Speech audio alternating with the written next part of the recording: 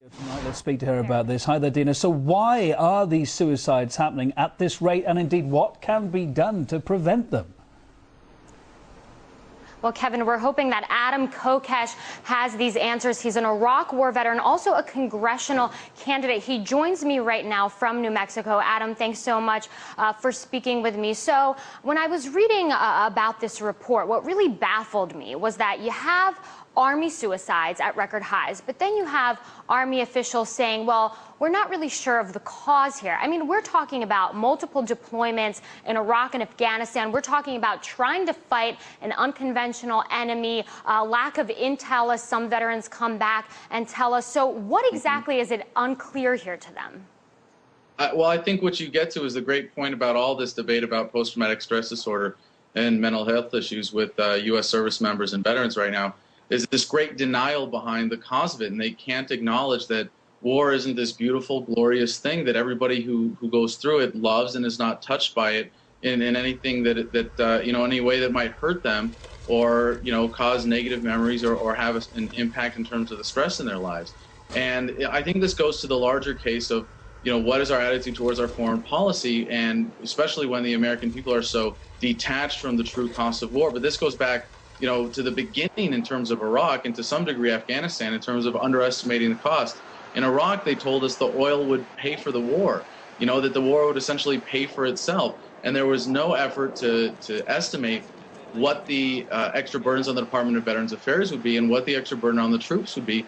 And I don't think anyone in the military really anticipated it going as long as it has, to the point where we have troops now going back for 7th and 8th deployments where they have no lives of their own in between. They only have enough time to, say hi to their wife and kids, get their head on straight, and they go back into training for redeployment. So, to those of us who can see that basic premise and see through that propaganda, it's really no surprise that we're having rising suicide rates. Right, but it's also interesting because 1/3 of those soldiers who had committed suicide had done so before they were even deployed to Iraq or Afghanistan. Now, we can, of course, reference the Fort Hood incident. So what does it say when these soldiers haven't even gone abroad yet and they're already doing this to themselves?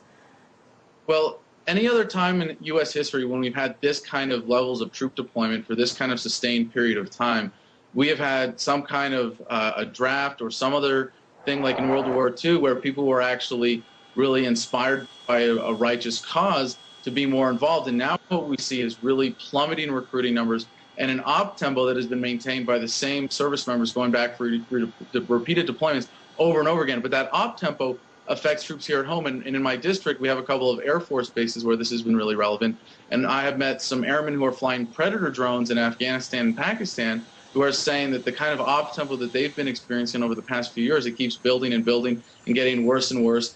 And because there isn't that drive for a kind of influx of new recruits, be it through the draft or through an inspiring cause for the mission today, they are really drastically lowering the quality of the people that are coming into the military too. You have an increasing number of waivers for what they call morality waivers or drug waivers, or people who score very low on the ASVAB, the Armed Services Vocational Aptitude Battery, and that's putting an added stress on the military as well. Well, the Pentagon and military officials have said that they're really trying to boost efforts for these suicide prevention initiatives, but what is it really going to take?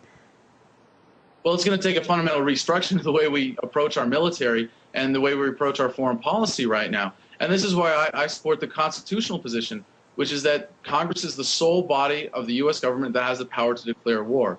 And when they declare war, they create a budget, they create a mission, they create an enemy, they set the best military off in the world to go out and do their job and come home. And they make sure that they're taken care of when they get here. And what we have now in Iraq and Afghanistan are these open-ended commitments, these undeclared wars where we are occupying countries, the mission is unclear, and that greatly contributes in and of itself to the stress of the service members who are facing all of the stresses of normal combat, but without the single cause behind it or a sense of righteousness about what they're doing that gives them comfort. One explanation for PTSD is that it is caused by one or a combination of three things: lack of confidence in your leadership, lack of confidence in your mission, and lack of confidence in your equipment.